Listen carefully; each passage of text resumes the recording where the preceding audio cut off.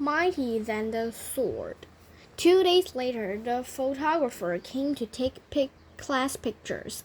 The fifth grade picture would be taken last, right after lunch. That gave Nick and his secret agents plenty of time, and they whispered something into the ear of every fifth grader. All individual picture had been taken, and finally it was time for the group picture. Everyone was lined up on the auditorium stage. Everyone's hair looked great, and everyone was smiling. But when the photographer said, "Say cheese," no one did. Instead, every kid said Frindle, and they held one up for the camera to see. The photographer was out of film, so that shot was the only fifth grade group picture he took. 6 of the fifth grade teachers were not pleased, and Mrs. Granger was furious. No one had really wanted to make the teachers mad, but it was just fun. It also got all the kids in the school talking about the new word, and when people pick up a new word, they say it all the time.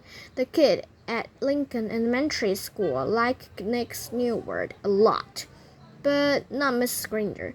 The day after the class picture, she made an announcement to each of her classes, and she posted a notice on the main bulletin board by the office. Anyone who is heard using the word Frindle instead of the word pen will stay after school and write this sentence 100 times. I'm writing this punishment with a pen. Mrs. Granger.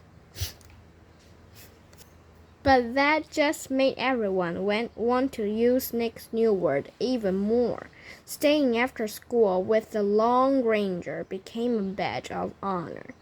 There were kids in her classroom every day after school. It went on like that for a couple of weeks. On the day near the end of 7th period, Mrs. Granger asked Nick to come talk to her after school. "This is not the tendon, Nicholas. I just want to talk." Nick was excited. It was kind of like a conference during a war. One side waves a white flag, and the generals come out and talk. Green General Nicholas Allen. Nick liked the sound of it. He stuck his head in Mrs. Granger's doorway after school. "You want to talk with me?" "Yes, Nicholas. Please come in and sit down." When he was settled, she looked up at him and said, "Don't you think this Frindle business has gone far enough? It's just a disruption to the school, don't you think?" Nick swallowed hard, but he said, "I don't think there's anything wrong with it. It's just fun, and it really is a real word. It's not a bad word, just different. And besides, it's how words really change, isn't it?" "That's what you said," Mrs. Granger sighed. "It is how a word could be made up brand new, I suppose. But the word pen, should it really be replaced by that other word? The word pen has a long, rich history. It comes from the Latin word of feather, pinna. It starts to become our word pen because quills made from feathers were some of the first written tools ever made. It's a word that comes from somewhere. It makes sense, Nicholas." "But Frindle makes just as much sense to me," said Nick. "And after all, didn't somebody just make up the word pinna, too?" That got a spark of Mrs. Granger's eyes. But all she said was, "Then you are not going to stop this?"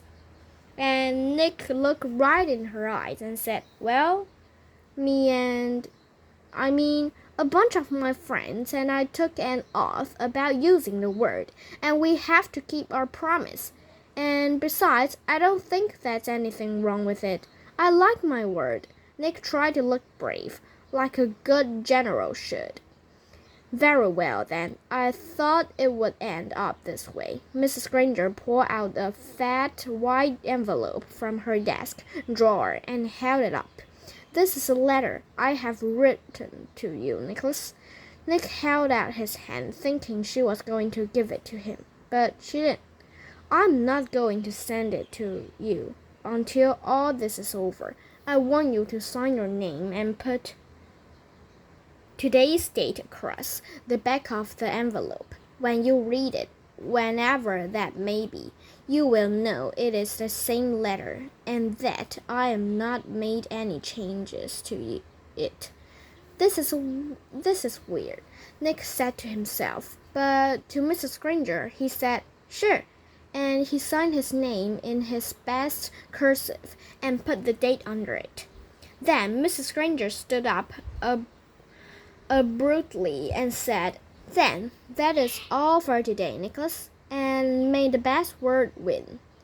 There was a frown on her face, but her eyes were different, almost happy, and Nick was halfway down the hill before it hit him.